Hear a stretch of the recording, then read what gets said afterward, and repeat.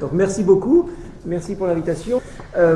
Donc je vais essayer à la fois de vous donner quelques éléments qui figurent dans ces travaux sur l'économie et l'écologie de l'attention, donc parler dans une première partie de l'attention un petit peu en général. Je ne sais pas si c'est un thème avec lequel vous êtes déjà familier. Je vais partir du principe que vous n'êtes pas forcément penché dessus de façon approfondie. Donc prendre 3 ou 4 idées là-dedans et ensuite se demander, mais j'espère que ça sera déjà à l'horizon de ce que je vous dis dès le début, en quoi nous autres, en tant que littéraires, en tant que praticiens des études littéraires, en tant qu'enseignants, en tant qu'interprètes, nous avons quelque chose à dire et à faire avec les problématiques de l'attention. Et en quoi ça peut être une façon de, alors justifier, je ne sais pas si on a besoin de justifier, mais disons de construire des argumentaires pour montrer la nécessité du plaisir que nous avons et de l'activité que nous menons avec des textes littéraires.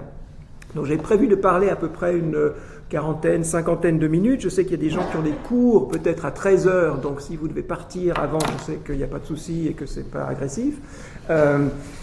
Et donc d'abord j'ai envie de partir de une insatisfaction que j'ai avec toute une partie des discours qui se tiennent sur l'attention. Je ne sais pas, on n'a pas le temps ici de faire des sondages, mais j'imagine qu'une des associations les plus fréquentes, c'est crise de l'attention. Nous vivons une crise de l'attention au début du XXIe siècle. Et à la fois cette crise de l'attention, comme vous peut-être, je la vis quotidiennement, à savoir que quotidiennement j'ai des avalanches de mails, j'ai des avalanches de choses à faire que j'ai pas le temps de faire, et je ne sais pas où tourner mon attention, et je perds la mémoire, et je me sens complètement dépassé. Je ne sais pas si c'est votre cas, moi je reconnais volontiers que c'est le mien. Donc, bah oui, c'est pas idiot de dire qu'il y a une crise de l'attention, parce que moi je la vis. En même temps, ce qu'on met d'habitude derrière cette notion de crise de l'attention, ça me semble très insatisfaisant, parce que c'est en général simpliste, c'est en général, et il faut toujours simplifier, moi je suis pour la simplification, mais il y a un degré de simplification qui fait qu'on n'arrive pas à dire des choses intéressantes là-dessus, que c'est vraiment vu à très court terme. Et donc, une des choses à faire face à ces discours de l'attention, c'est de prendre acte du fait qu'il y a un problème, on est d'accord, d'écouter ce qu'on nous dit, et en général, lorsqu'on nous parle de crise de l'attention, d'essayer de se demander en quoi est-ce que ce qu'on dit est une ânerie, et en quoi est-ce qu'on pourrait aller un tout petit peu au-delà de l'ânerie première qui nous est proposée. Et pour faire ça, donc, il me semble qu'il y a des retours en arrière temporels qui peuvent être intéressants, et puis qu'il y a des cadrages conceptuels, ou des recadrages conceptuels, ou des décalages conceptuels qui peuvent être intéressants. Et donc c'est ce que je vais essayer de faire pendant une vingtaine de minutes au début de cette présentation.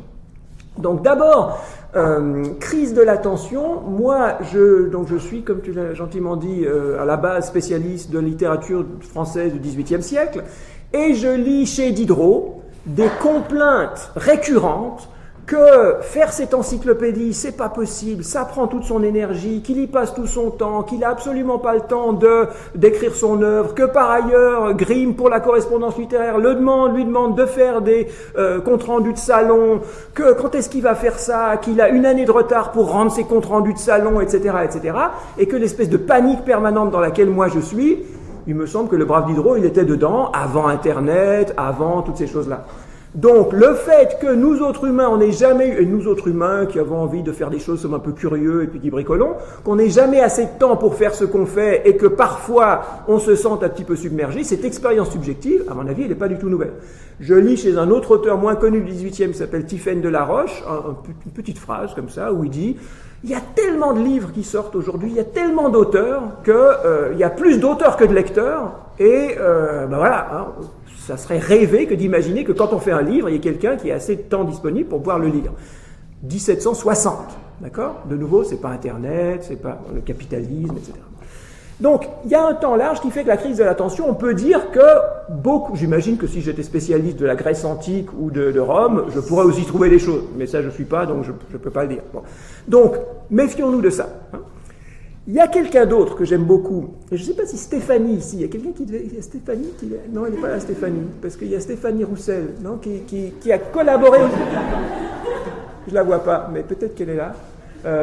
Ah ouais, elle est toute cachée derrière, ben voilà, parce que Donc je lui dis bonjour parce qu'on a bricolé ensemble à Grenoble et elle a traduit dans le texte collectif là un article de Jonathan Crary, je crois que c'est bien ça.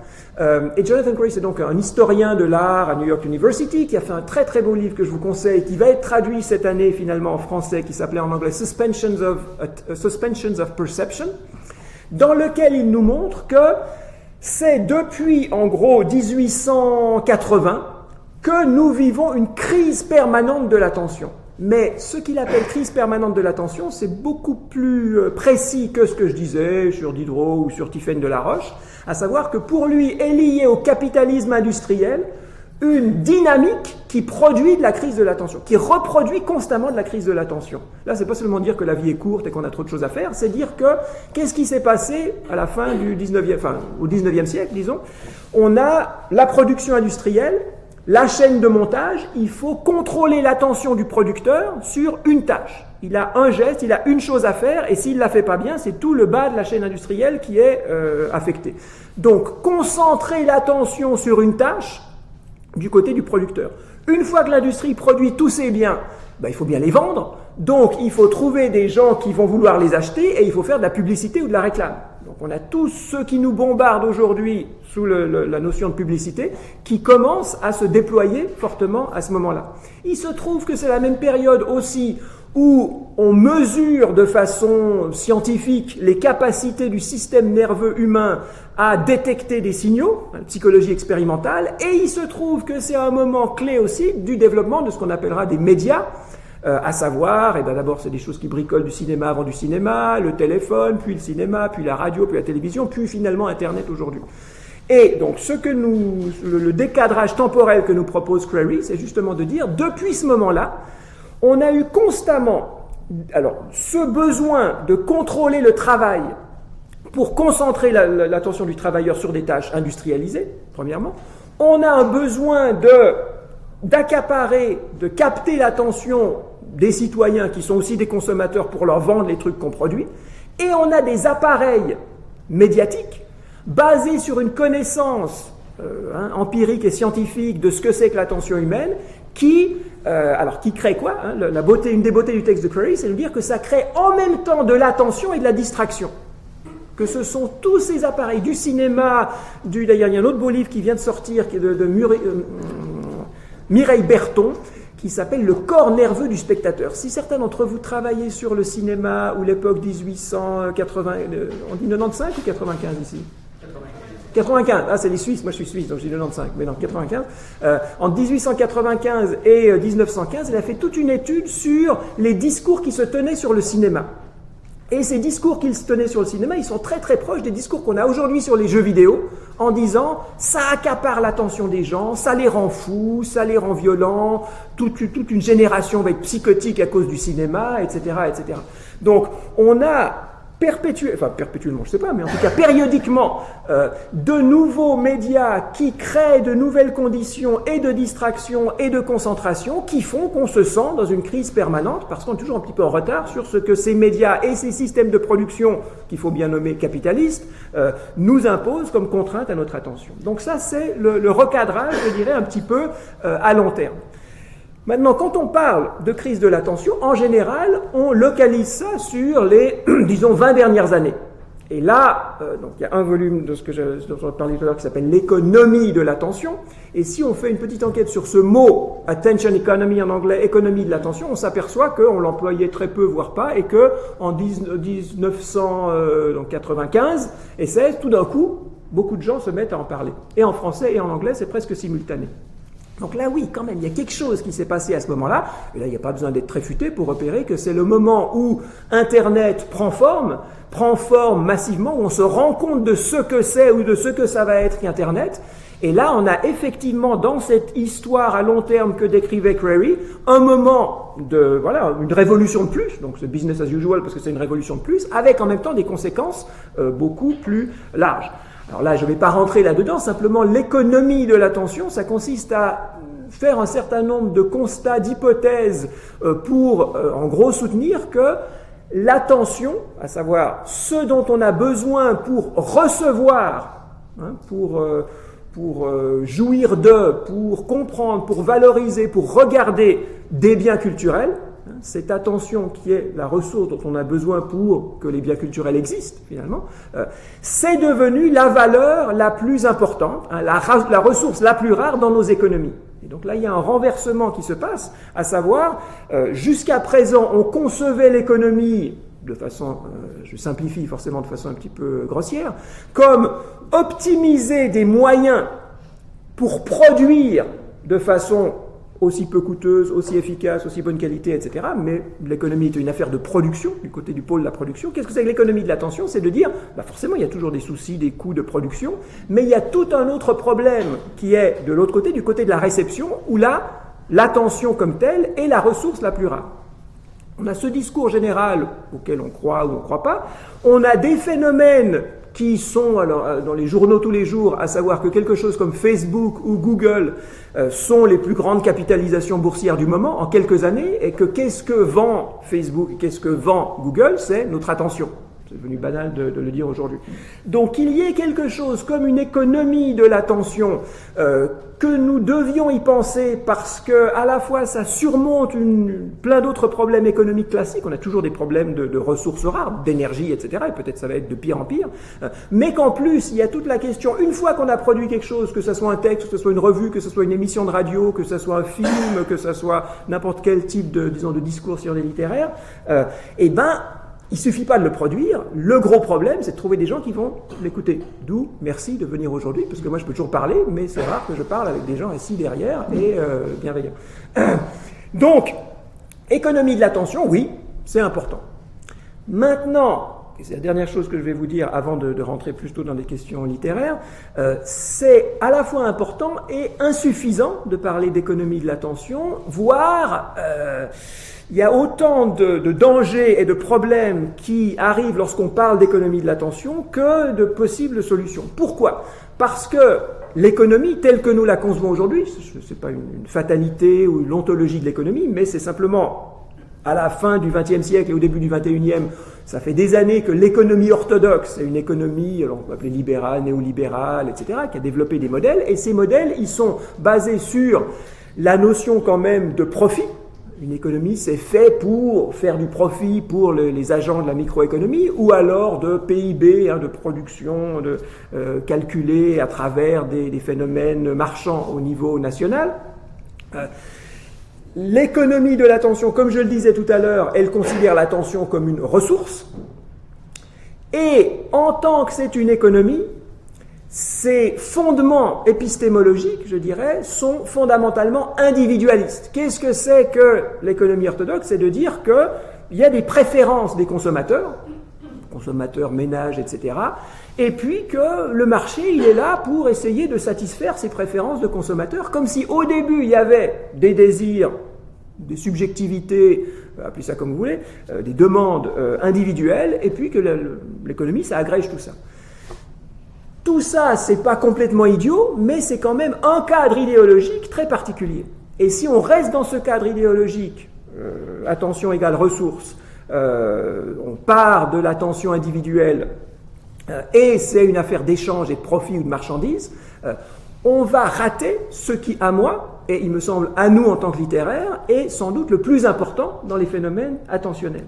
Et donc, parler d'écologie de l'attention en récusant le paradigme dominant de l'économie de l'attention, ça consiste à dire c'est pas d'abord une affaire individuelle, mais c'est d'abord une affaire, alors soit collective, on verra peut-être ça, oui peut-être faisons-le tout de suite, il me semble qu'il y a au moins 3 niveaux de considération des phénomènes attentionnels qu'il est important de distinguer.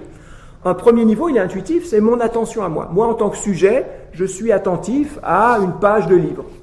Sujet, objet, et puis je suis plus ou moins attentif, je rêvasse, etc., etc. Attention individuelle. Ici, on est dans une situation différente. Oui, vous êtes attentif à ma parole, donc on peut dire qu'il y a plein de sujets assis et qui sont attentifs à l'objet qui est la parole qui sort d'ici. En même temps, votre attention détermine la mienne. Si vous vous mettez tous à regarder en l'air avec un air désespéré, je ne vais pas continuer à parler, en tout cas pas à dire les mêmes choses que je vous dis maintenant. Donc, votre attention conditionne mon attention, de même que la mienne conditionne la vôtre. Et là, on a une situation d'attention conjointe qui implique que vous soyez peut-être attentif à la parole qui sort de ma bouche, donc vous pouvez considérer ça comme un objet, mais qu'il y a toute une autre couche qui fait que l'attention conjointe ne se réduit pas à de l'attention, une multiplicité d'attention individuelle. Il y a une troisième couche qu'on ne voit pas, parce qu'elle n'est pas ici, et en même temps elle est entre nous, elle est partout, peut-être qu'elle est à travers les ondes ici qui passent, qui est ce que je propose d'appeler l'attention collective, en la distinguant de l'attention conjointe, à savoir où ce ne sont pas des sujets en coprésence qui sont sensibles et attentifs à l'attention les uns des autres, et ça on sait que ça commence vers 9 mois pour le bébé. Le bébé se rend compte à partir de ce stade si sa maman ou la figure paternelle fait attention à lui ou est attentif à autre chose. On s'en rend compte très très vite. Et en fait, on vit toujours, on s'oriente dans l'espace social en fonction de est-ce que quelqu'un me regarde, est-ce que, etc., etc. Donc cette attention conjointe, elle présuppose la présence de corps sensibles.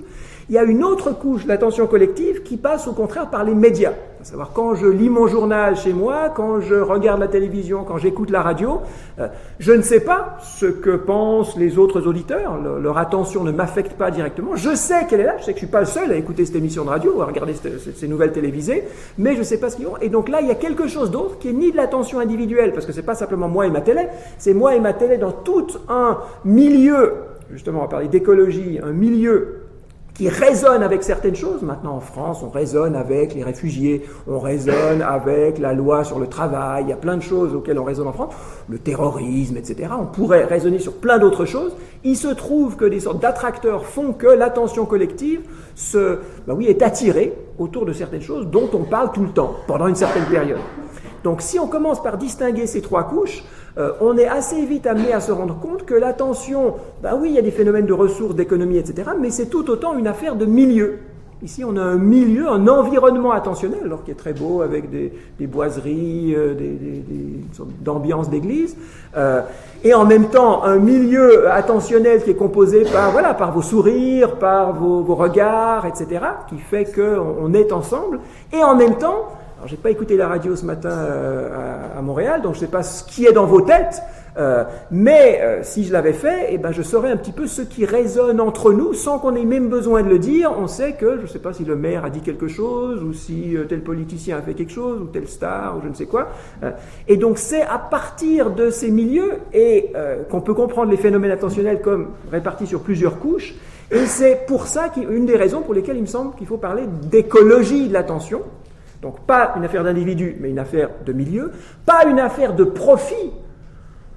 Oui, je vous fais circuler multitude parce que j'espère que vous allez acheter multitude, mais j'y crois pas trop. Et c'est pas ça l'enjeu, d'accord ? Il y a un peu de ça, il faut jamais nier la dimension économique de la vie, mais il y a plein d'autres choses qui sont pas seulement du chiffrable en termes de profit, d'échanges marchands, etc., mais alors moi je dirais en termes de milieu justement des problèmes de soutenabilité, des problèmes de qualité plutôt que de quantité, et des problèmes de soutenabilité plutôt que des problèmes de sustainability plutôt que de profit. Et aussi bien de dire que l'attention, c'est pas seulement une ressource. C'est peut-être une ressource, mais c'est pas seulement une ressource. C'est d'abord une relation. Et vous connaissez peut-être le Arne Naess et les gens de l'écologie profonde qui nous disent si quelqu'un au nom de l'écologie vient vous parler d'environnement, méfiez-vous, parce qu'il n'a rien compris. Les vrais écologistes, au sens d'Arne Naess, l'écologie profonde, ne parlent pas d'environnement. Parce que parler d'environnement, ça veut dire que vous avez un individu qui est dans un environnement. Et vous pouvez prendre le même individu et le mettre dans un autre environnement. Vous prendre un environnement et mettre un autre individu dedans. Alors, je lui dis, qu'est-ce que c'est que l'intuition fondamentale de l'écologie ? C'est le relationnisme, à savoir que l'individu n'est rien d'autre que des relations à l'environnement. Et que l'environnement n'est rien d'autre que des relations entre ceux qui y vivent, qu'on peut appeler des individus.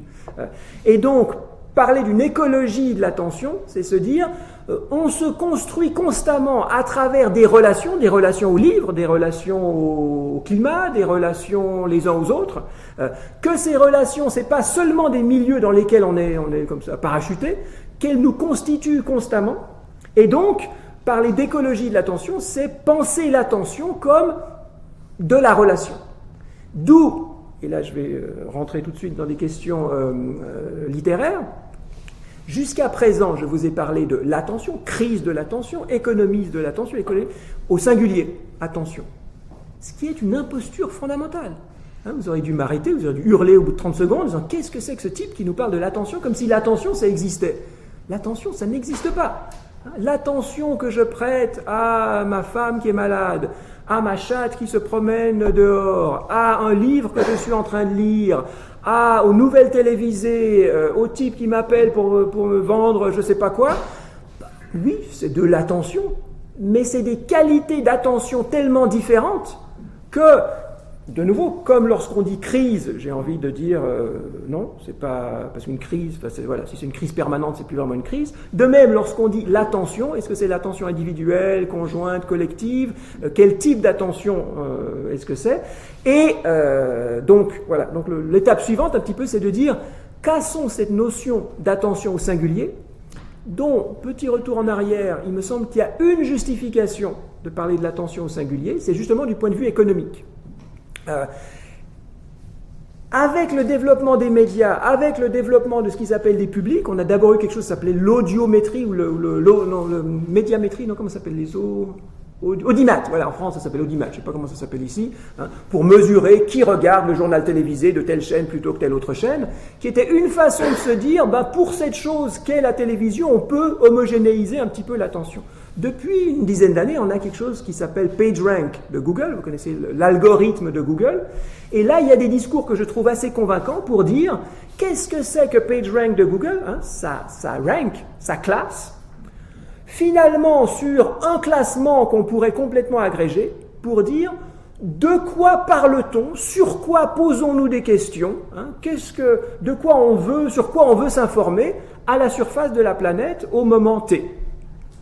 Et là, de dire que Google, c'est une mesure d'homogénéisation de l'attention, parce que l'attention que je prête à ma grand-mère malade, l'attention que je prête à mon chat ou à ma chatte, l'attention que je prête à un livre, etc., souvent elle va se traduire par des demandes que je fais à Google.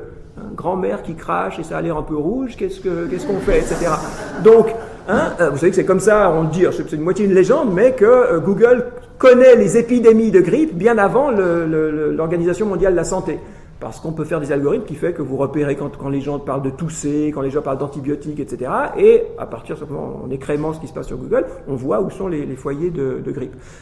Donc, oui, en quelque sorte, malgré la diversité, la pluralité des objets d'attention, des relations attentionnelles, etc., on a quelque chose comme PageRank de Google qui homogénéise tout ça. Et il y a celui qui a écrit, à mon avis, le plus beau livre sur l'économie de l'attention, c'est un sociologue allemand qui s'appelle Georg Frank, qui dit « La condition de base pour pouvoir parler d'économie de l'attention, c'est justement d'avoir une mesure homogénéisante, alors que nos attentions sont infiniment diverses. » Alors, dernière chose pour faire le point sur ce qui me déplaît dans la notion de crise de l'attention dans laquelle on serait en train de vivre, c'est de nouveau une simplification de ce pluralisme et en particulier une sorte de manichéisme implicite qui dit qu'est-ce que c'est que la crise de l'attention? C'est que les jeunes, nommément vous, sont incapables de se concentrer.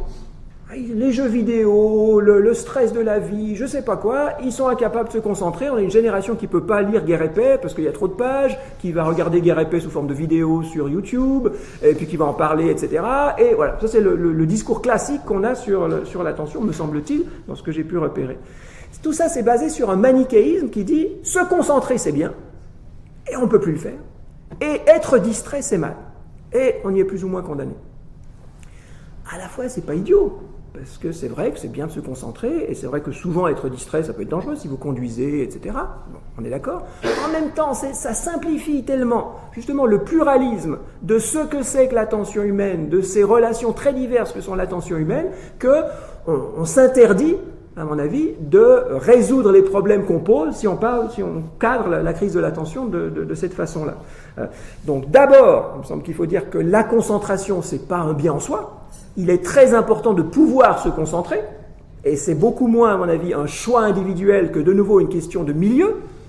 Si vous avez 3 frères et sœurs qui hurlent autour de vous, et puis que vous vivez dans 50 mètres carrés, et puis que c'est dans une banlieue où par ailleurs il y a du bruit, où il y a des dealers qui sont en bas, et puis vous avez peur, etc., et ben c'est clair que c'est beaucoup plus difficile de lire des poèmes amoureux français du XVIe siècle que si vous êtes tranquille chez vous, et puis bon, donc oui, se concentrer, c'est un luxe qu'il faut développer, et donc c'est quelque chose de très précieux, mais d'abord il faut moins blâmer les gens les jeunes, pour ne pas se concentrer, que regarder sur les phénomènes environnementaux, de nouveau, de milieu.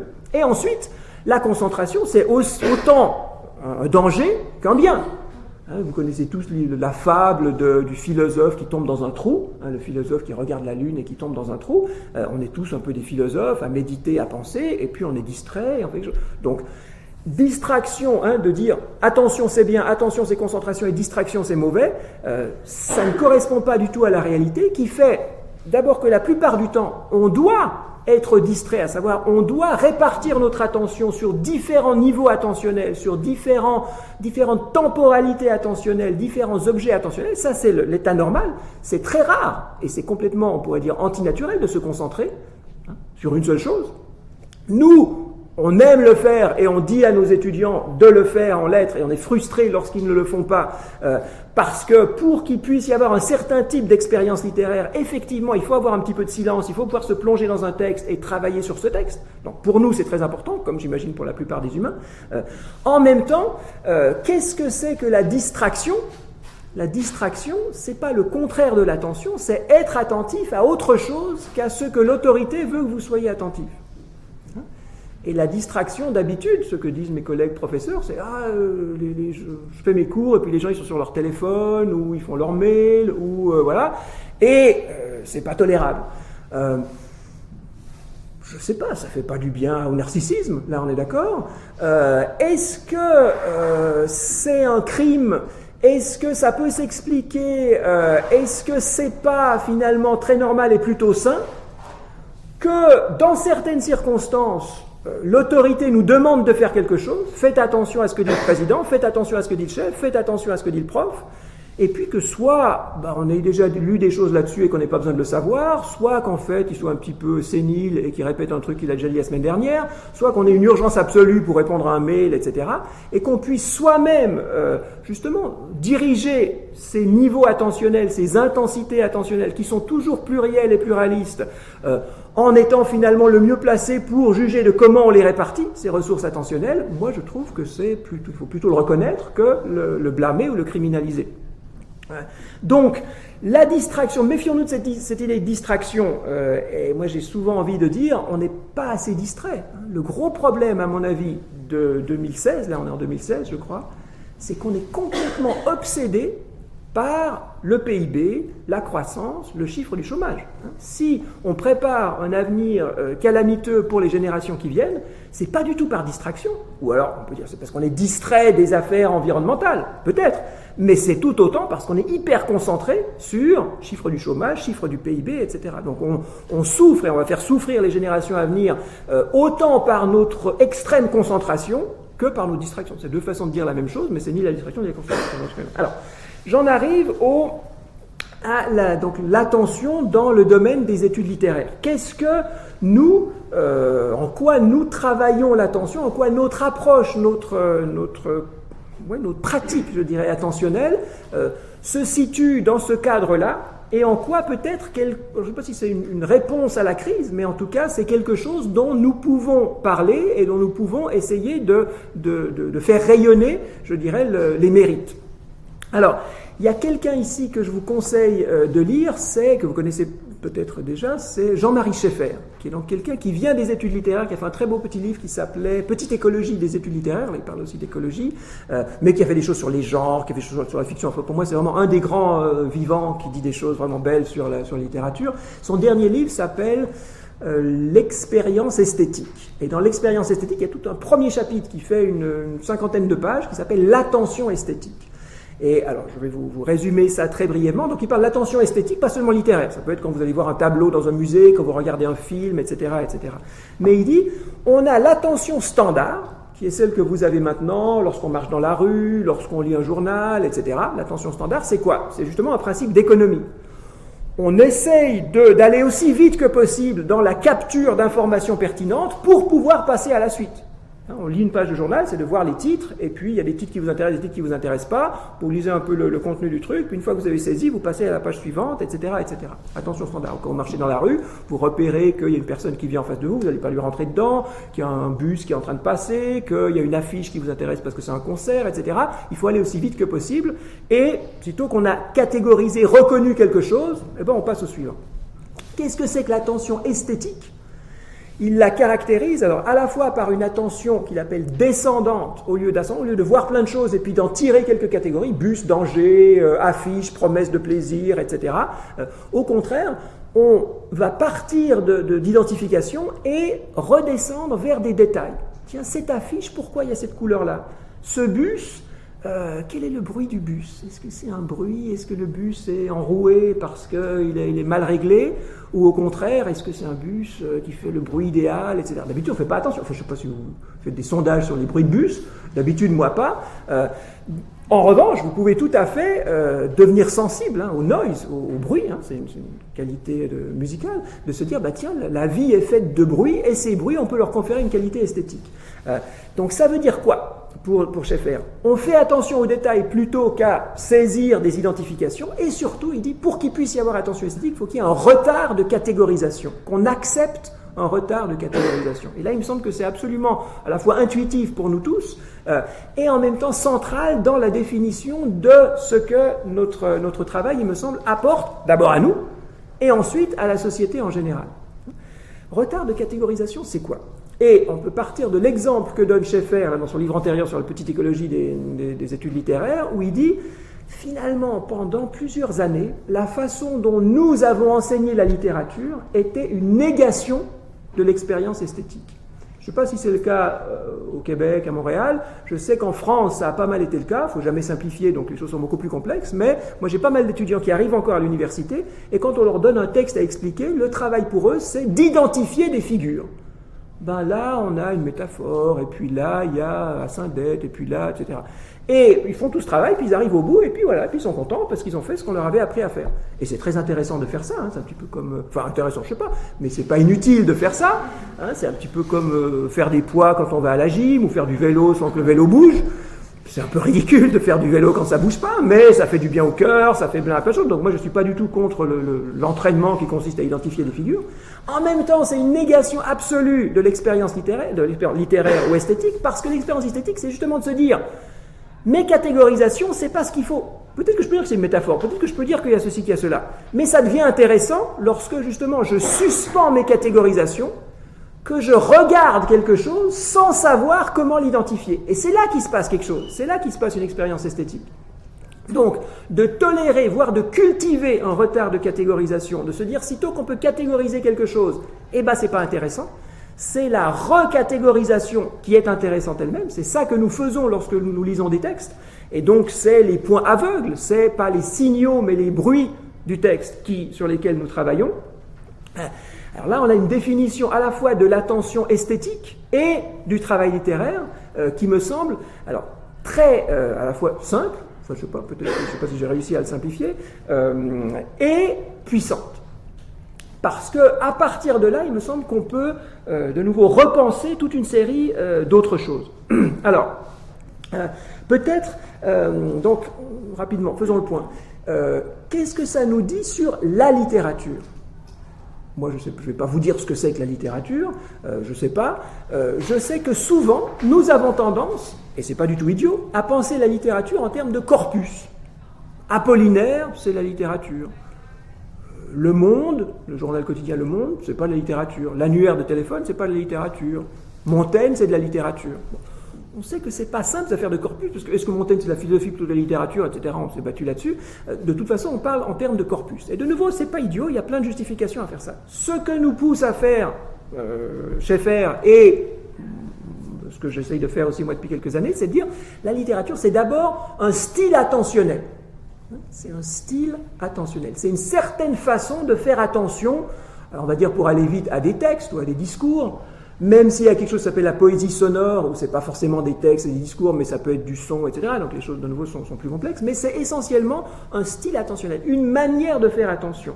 Et qu'est-ce qui caractérise, ou alors on peut dire qu'on crée des environnements attentionnels, c'est des petites écologies de l'attention que proposent les études littéraires.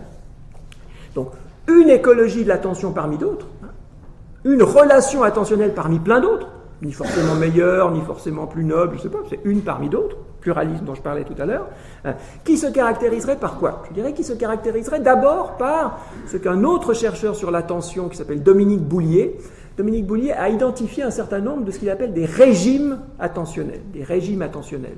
Il y a alerte, on imagine bien alerte. On ne sait pas ce qui va nous tomber dessus, on regarde partout autour de nous, etc. Là, on est maintenu dans des états d'alerte, à mon avis, complètement artificiels et funestes sur le terrorisme. On est sûr qu'on va avoir un barbu qui va nous planter des couteaux dans le dos. Ce qui arrive quand même très peu. Je m'excuse, c'est beaucoup plus dangereux de prendre vos vélos qu'un barbu vous plante un couteau ou vous mitraille, à mon avis.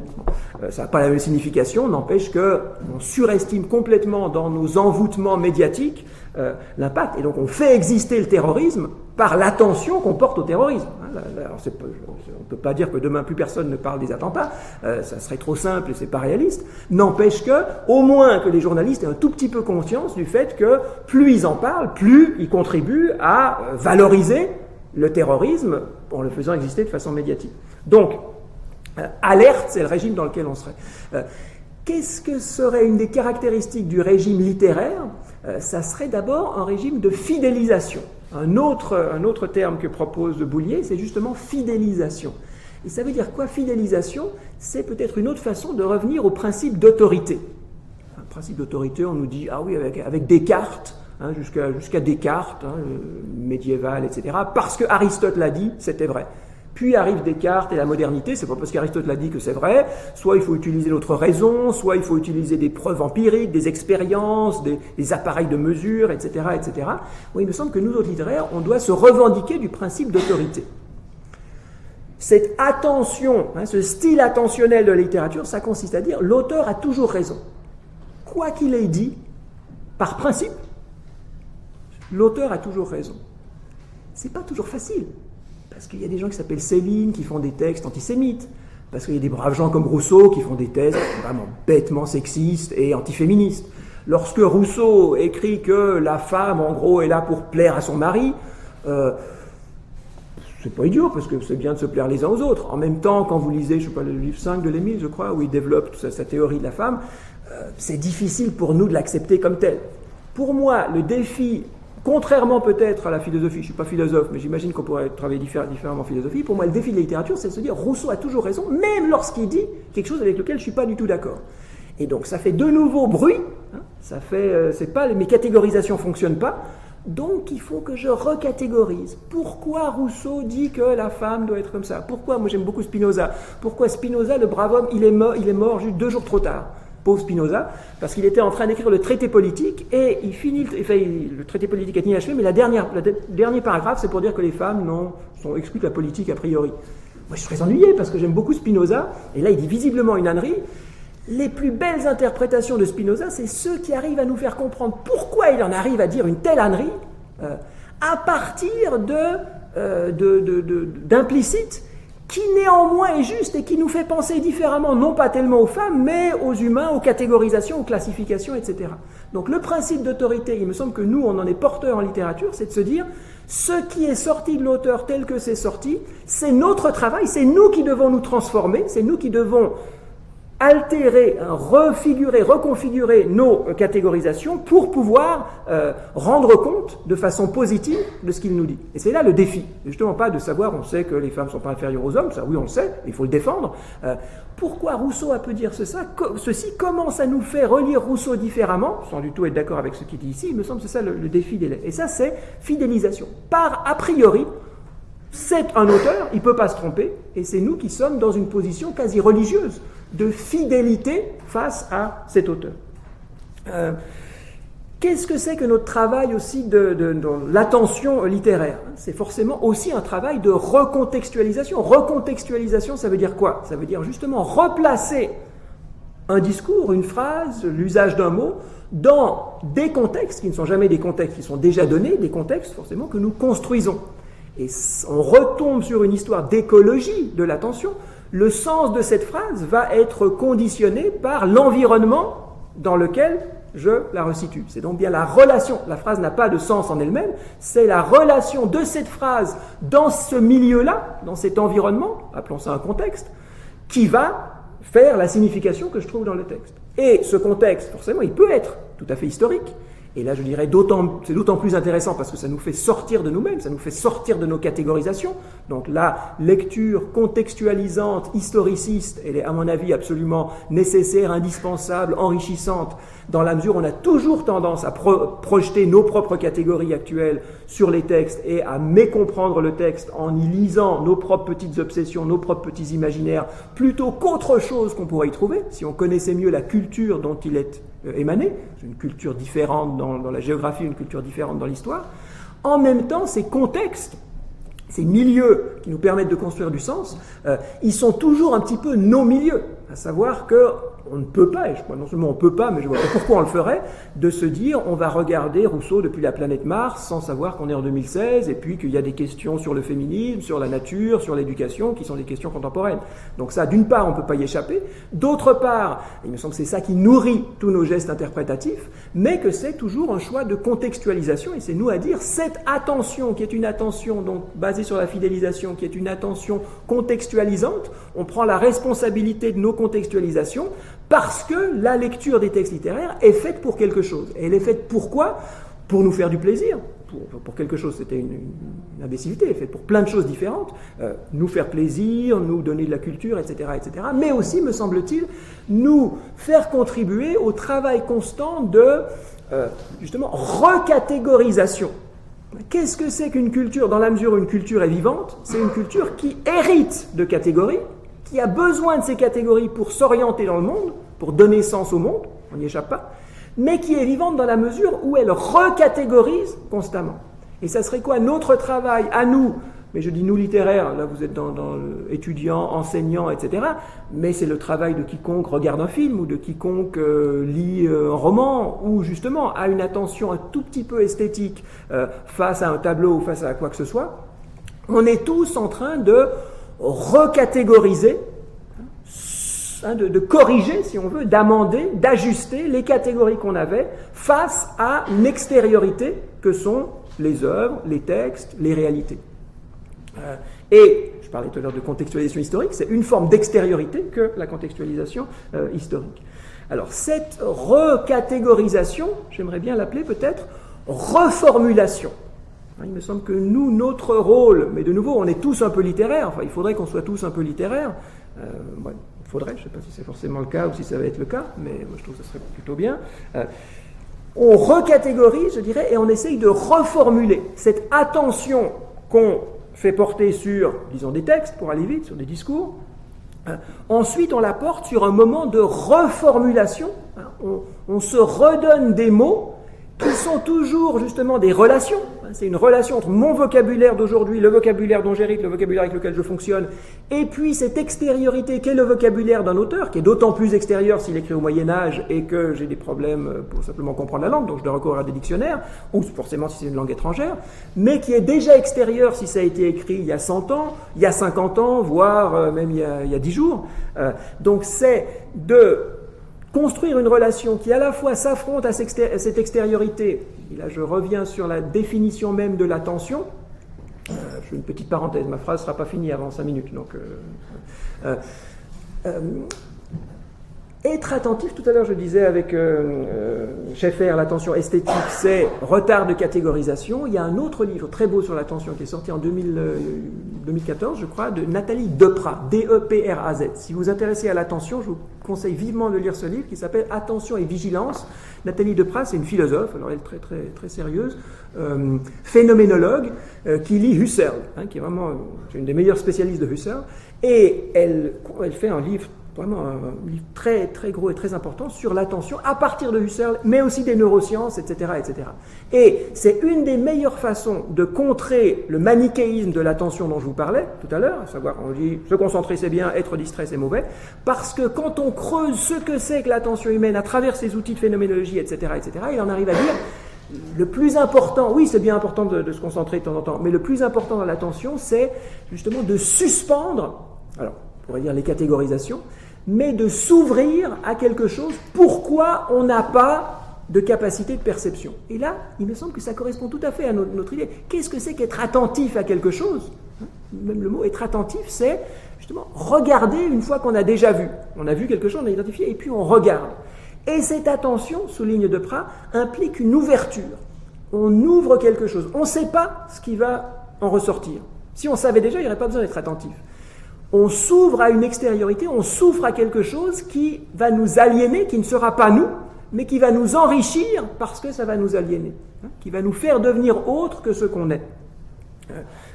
Donc, j'essayais de dire, je reprends là la phrase que j'avais interrompue, les études littéraires, ça implique un moment d'attention réceptive. On s'ouvre à l'altérité du texte, à l'altérité de la période dont vient le texte, du milieu social, de la langue, etc., etc. Et on essaye d'en rendre quelque chose, que ce soit rendre quelque chose sous la forme de parler avec des amis, lorsqu'on parle d'un livre qu'on a lu, que ce soit sous la forme d'un travail universitaire, sous la forme d'un article, d'un livre, etc.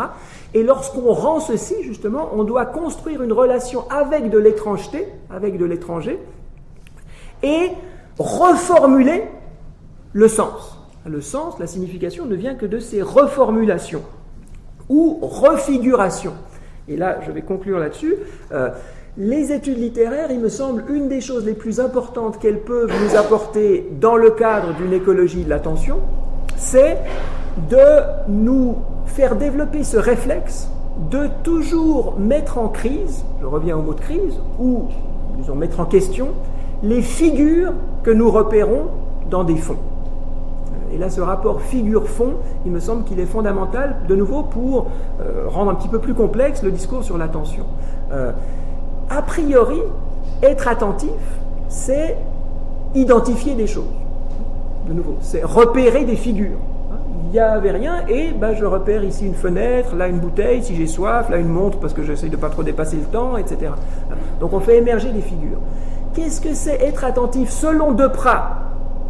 Quelqu'un qui creuse, qui regarde comment ça fonctionne au niveau phénoménologique, les phénomènes attentionnels, c'est justement de faire émerger des figures nouvelles, des figures non identifiées à partir de ce qui était simplement un fond, un environnement. Et c'est vraiment le rapport de transformation d'environnement en figure, de fond en figure, qui consiste, qui donne la valeur de notre travail de reformulation littéraire, ou travail simplement d'analyse littéraire. Et c'est là où il me semble qu'on a quelque chose à faire valoriser comme méthode dans ce travail d'adaptation constante de nos catégories au fur et à mesure des transformations de nos sociétés. J'en prends trois domaines, 3 points très rapidement, et après je vous promets que je m'arrête. D'abord, justement, l'éco-critique. L'éco-critique, eco-criticism, de revisiter les textes littéraires du point de vue de ce qui peuvent nous amener comme sensibilisation, comme connaissance, comme lucidité sur des problèmes environnementaux. On peut travailler au niveau thématique. Qu'est-ce que Rousseau nous dit de la nature, etc., etc. Et c'est très bien, je n'ai forcément rien contre. Mais on peut se dire qu'on est déjà dedans à partir du moment où on fait du travail littéraire. Que c'est déjà justement de raisonner en termes de fond et de figure, en termes d'environnement, en termes de milieu, qu'en faisant des études littéraires, nous faisons ça, et donc que simplement en réfléchissant sur le style attentionnel qu'est la littérature, nous contribuons déjà à expliciter ces problèmes de rapport entre fond et figure. Deuxième dimension rapide, le pluriculturalisme. Alors, je ne sais pas, en France, quand on dit multiculturalisme en France, en général, c'est le diable qui arrive avec maintenant une barbe et des bon. Donc, moi, je dis pluriculturalisme, en plus, c'est peut-être pas inintéressant. Tout ce que je vous ai décrit jusqu'à présent sur ce travail d'attention à l'étrangeté du texte, à cette ouverture dont parle Deprat à quelque chose de alien, de fondamentalement étranger, et c'est pour ça qu'on a besoin d'être attentif, c'est pas pour reconnaître, mais c'est pour commencer à identifier des choses qui émergent d'un fond. Ça, c'est central à partir du moment où, comme je le disais, on le reformule, c'est central dans la négociation entre les cultures. Donc, de se dire, le travail que nous faisons, nous, à partir de textes littéraires, à partir du moment où on ne le fait pas tout seul. Je parlais tout à l'heure de François Cusset qui a fait un très très beau texte pour regarder comment les contemporains parlent de la lecture et comment il y a, pas universellement forcément, mais largement une sorte de point aveugle qui fait qu'il y a des pratiques de lecture collective, de de nouveau, c'est un petit peu comme je disais, il y a le sujet et l'objet, c'est comme ça qu'on pense l'attention en général, mais après, il y a des effets d'attention conjointe, collective, etc. Donc, de se dire, en particulier dans les milieux scolaires, lire des textes, c'est des sujets qui lisent des objets textes, mais c'est aussi le fait d'en parler, de partager des interprétations, et le partage des interprétations, hein, la mise en relation de ces relations au texte que sont nos attentions littéraires, c'est un lieu tout à fait privilégié pour plein de raisons, parce qu'en général, on ne se tue pas à propos de textes littéraires, on se tue à propos de textes religieux, mais à propos de textes littéraires, pas encore. Et pourtant, c'est un peu des mêmes choses qu'on peut parler. Les problèmes d'interprétation en termes de méthode et les problèmes de contenu, d'essayer de faire sortir du texte des valeurs qui nous orientent dans la vie, on peut le faire aussi bien à partir de textes littéraires que de textes religieux. Et donc là, on a tout un terrain d'exercice où ce sont bien les recatégorisations des valeurs sociales qui se jouent lorsque nous parlons de la signification de cette phrase de Rousseau sur les femmes, sur la nature, etc. Et dernière chose, toute la question dont j'étais parti un petit peu à propos de l'économie de l'attention, du numérique, de ce qui nous arrive en gros, commence à parler de façon massive depuis 1995, qui crée, nous dit-on, ces problèmes attentionnels, ou en tout cas qui les exacerbe. Qu'est-ce que c'est que le numérique? Une façon, alors forcément qui le simplifie et qui va très très vite, c'est que l'algorithme est un facteur d'accélération ou d'anticipation. Et là, on peut assez facilement, de nouveau, c'est facile, c'est simple, c'est simpliste, n'empêche que de se dire, d'un côté, on a du numérique qui accélère tout, et c'est un petit peu ce qui nous fait des problèmes attentionnels, mais qui de plus en plus anticipe. Hein. Typiquement, vous tapez une recherche de mots sur Google, et puis Google finit votre mot avant vous, voire ajoute des adjectifs ou des compléments auxquels vous n'aviez pas forcément pensé. Et qui pourtant souvent ne sont pas idiots, ça vous aide ça m'aide, c'est pas que vous, hein, ça nous aide à trouver des choses. On voit bien que là, au contraire d'un retard de catégorisation, on a une anticipation de catégorisation. Hein. Tout le numérique, sa beauté, parce que ça fait sa force. Et en même temps, l'autre phase qui est le danger, c'est que ça anticipe nos catégorisations. Et là, il me semble qu'il y a vraiment un discours pour nous à tenir. L'attention esthétique telle que la caractérise Schaeffer ou les études littéraires telles que nous les pratiquons, en tant que le retard de catégorisation et tout ce que j'ai essayé de décrire là depuis 20 minutes sur l'attention littéraire, c'est, alors, dire le contrepoison, ça veut dire que le numérique est un poison, ce qui n'est pas du tout vrai, mais c'est ce qui fait un effet de balance, un effet de rééquilibrage face aux avantages, par ailleurs, de l'anticipation qui est produite par le numérique. Dernière chose, il y a une théoricienne, beaucoup plus large que le phénomène d'attention, mais qui a dit des choses très très belles sur l'attention, qui s'appelle Catherine Hales, je ne sais pas si vous le connaissez, c'est une professeure à Duke, Catherine Hales, qui a fait un très très bel article sur des questions attentionnelles, justement, qui remet en question le manichéisme en disant les jeunes sont distraits, et puis c'est bien d'être concentré, c'est mauvais d'être distrait, etc. etc. Elle, je ne suis pas la seule, d'ailleurs je vais chercher ça chez elle, mais on trouve ça chez plein d'autres gens, j'en suis sûr, parle pour un pluralisme des études littéraires. Et il dit, il y a un des dangers de notre conception de la littérature, c'est justement de tomber dans ce manichéisme et de dire, la littérature, c'est l'explication de texte. Et moi, je suis parmi les premiers à dire que la littérature, c'est l'explication de texte. Parce que pour moi, c'est une expérience fondamentale, et c'est ce qu'il y a de plus beau, et c'est ce qu'il y a de plus jouissif, et voilà. Donc, il ne s'agit pas du tout pour elle de dire close reading, hein, la lecture de près, ou l'explication de texte. C'est pas intéressant, mais elle dit il faut penser les études littéraires comme pluralistes, et donc en plus de l'explication de texte qui est indispensable, il y a ce qu'elle appelle avec Moretti, Franco Moretti et d'autres, distant reading, lire les choses de loin. Là, soit on peut se baser sur Moretti, soit on peut se baser sur ce livre que moi j'avais adoré, je ne sais pas s'il a eu autant de succès au Québec qu'en France, qui est Pierre Bayard, Comment parler des livres qu'on n'a pas lus. J'espère que vous avez tous lu ça en arrivant, j'espère que c'est une lecture obligée des études de lettres à l'UQAM. Moi, tous mes collègues français se sont sentis personnellement agressés par ce livre et auraient volontiers, s'il y avait des bûchers, je suis sûr que Bayard aurait été le premier à brûler. Parce que ça donne l'impression que les profs de lettres sont tous des fumistes, qui font cours sur des livres qu'ils n'ont pas pris la peine de lire, que ce que Bayard fait, c'est apprendre à des étudiants de faire semblant pendant un examen de parler d'un texte qu'il n'a jamais eu envie de lire et puis qu'il lira jamais parce qu'il est trop bon pour ça, et donc c'est calamiteux pour tout l'enseignement des lettres. Bon. Pierre Bayard fait de la provocation, il a très bien réussi dans ce cas-là, comme souvent, bravo, c'est rigolo, mais son livre, me semble-t-il, est très très profond. Pour moi, c'est un des livres les plus profonds sur ce que c'est justement que l'attention au livre, Et ce qu'il appelle ne pas lire, comment parler des livres qu'on n'a pas lus, il fait toute une catégorisation de ne pas lire. On a une sorte de nouveau de simplification qui dit que lire, c'est lire en détail, du premier mot au dernier mot, et que le reste, si on ne fait pas ça, on ne lit pas. Alors qui dit, lire la 4e de couverture, c'est déjà lire quelque chose. Entendre l'auteur qui fait un entretien, là, vous n'avez pas lu mon bouquin sur l'attention, en même temps, vous avez lu un peu mon bouquin sur l'attention parce que vous m'avez entendu parler. Donc vous avez bien un rapport, une relation avec mon livre sur l'attention à travers ce que je dis maintenant. Donc vous ne pouvez pas dire que vous ne l'avez pas lu. Non, vous ne l'avez pas lu, si lire, ça veut dire du premier. Et donc il fait toute une gradation de ces lectures, où on lit un chapitre et pas tout, on lit l'introduction et pas tout, on regarde la table des matières, etc. etc. Et ça, justement, ça nous dit, c'est de la distraction, mais c'est de la distraction absolument nécessaire. Être un chercheur en lettres, si on parle dans une université, faire de la recherche, de plus en plus, alors c'est peut-être parce que je deviens vieux et sénile, mais moi, de plus en plus, la recherche, je la fais avec les doigts dans les livres.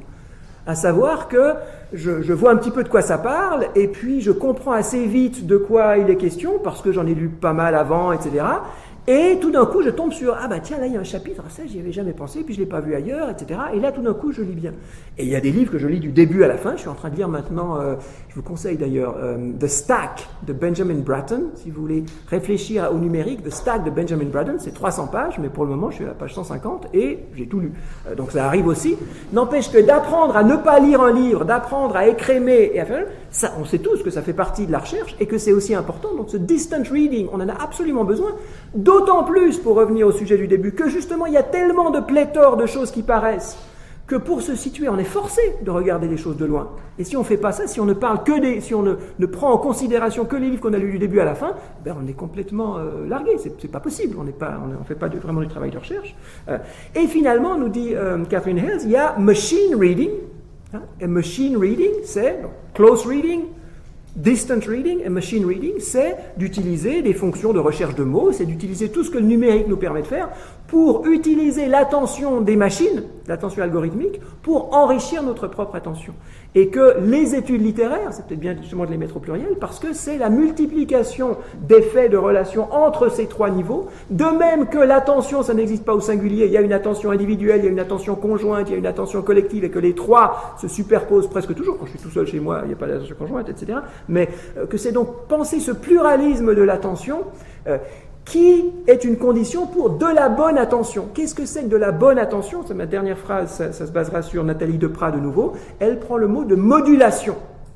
Modulation. Une bonne attention, c'est une adulation. Une bonne attention, c'est une attention qui sait moduler en fonction des besoins, en fonction des circonstances, en fonction des socialités, etc.